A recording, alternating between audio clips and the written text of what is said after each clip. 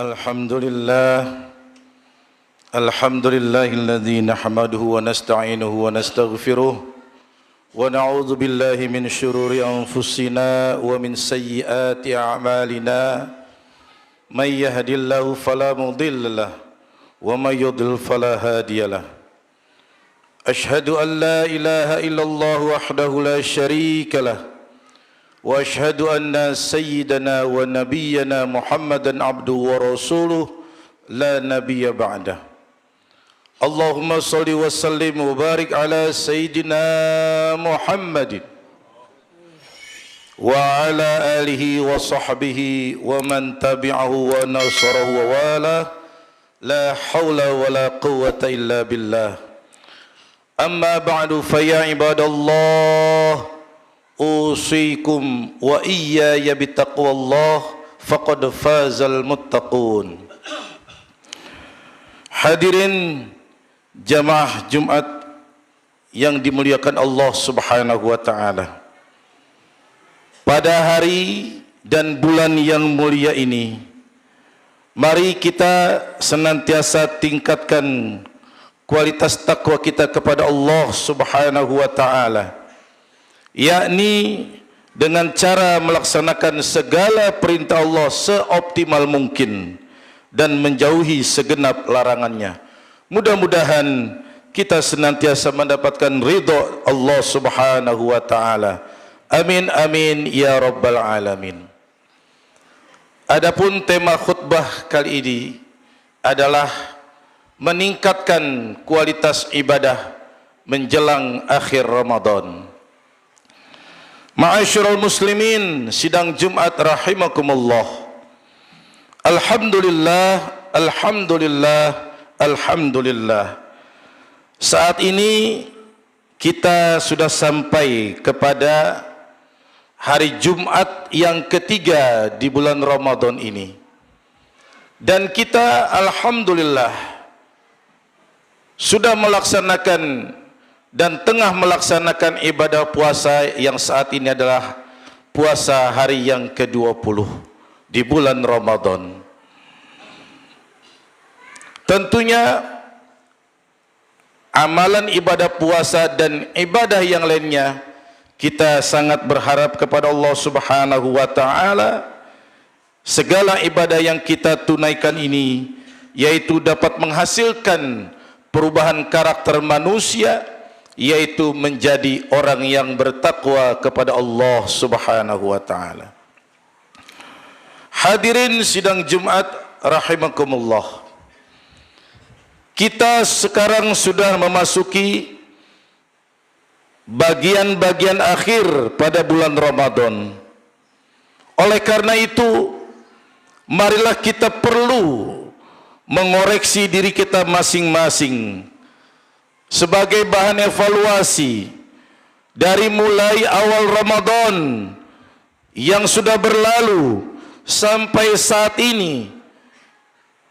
Apakah kualitas dan kuantitas ibadah kita sudah sesuai yang kita harapkan? Apabila kita yakin sudah, mari kita jaga sekuat tenaga hingga akhir Ramadan.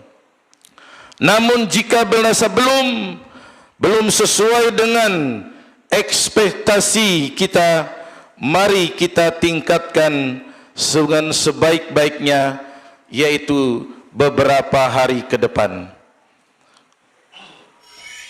Karena innamal a'malu bil khawatim, artinya setiap niat dan amal tergantung daripada akhirnya. Menjelang masuk pada fase ketiga Ramadan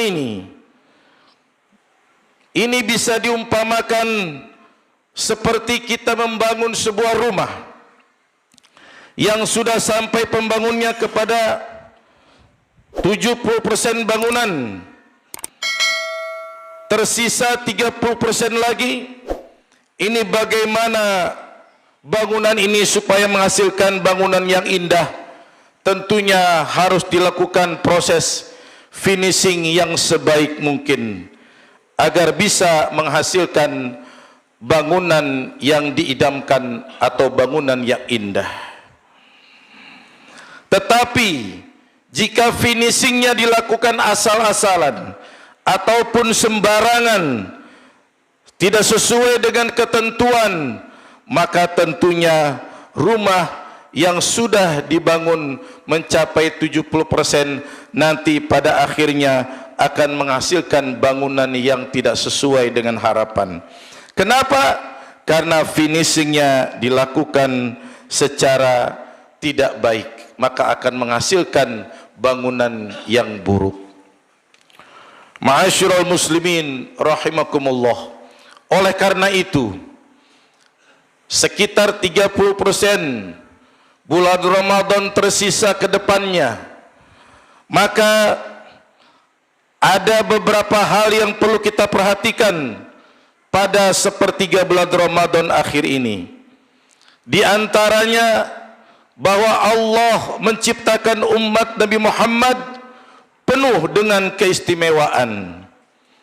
Sebagian keistimewaannya adalah Allah menciptakan umat Nabi Muhammad sallallahu alaihi wasallam sebagai umat yang lahir di muka bumi ini pada bagian yang akhir. Kenapa? Karena apabila ada umat Nabi Muhammad yang menjadi seorang pendosa, seumpama ia mati, di kuburan dia disiksa tidak terlalu lama, karena sebentar lagi kiamat akan tiba. Ia akan diistirahatkan dari siksaan kubur. Namun jika ia dalam keadaan membawa iman, ia akan berpeluang besar untuk segera mendapatkan syafaat Rasulullah sallallahu alaihi wasallam. Sabda Rasulullah sallallahu alaihi wasallam, "Syafaati li ahlil kabairi li ummati."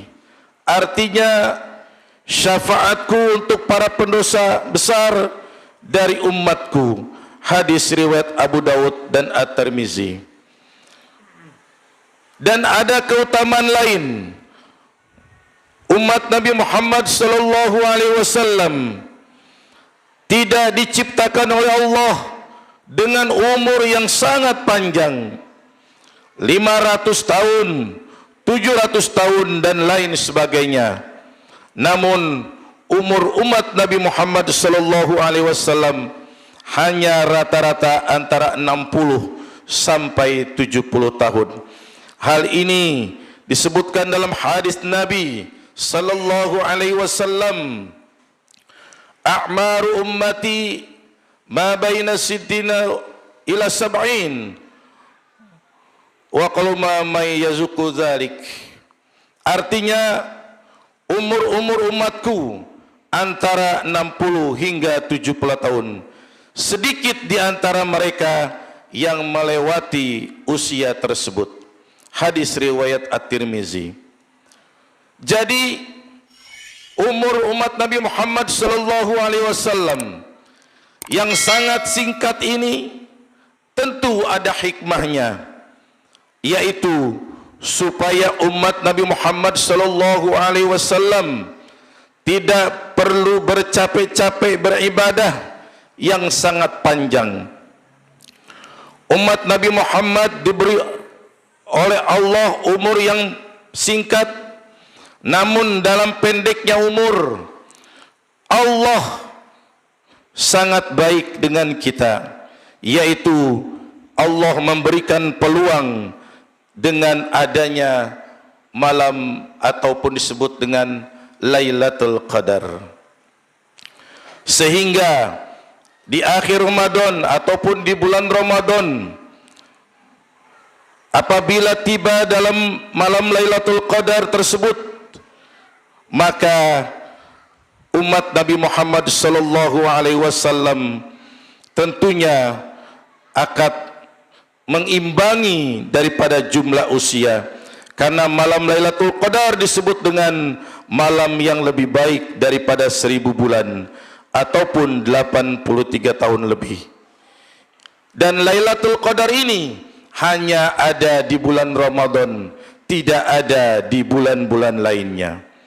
Maka seumpama umat Nabi Muhammad sallallahu alaihi wasallam yang sudah baligh, apabila dia setiap tahun selalu menggunakan malam-malam Ramadan dengan beribadah, tentunya sudah pasti di antara malam tersebut akan dia mendapatkan Lailatul Qadar dengan sebaik mungkin.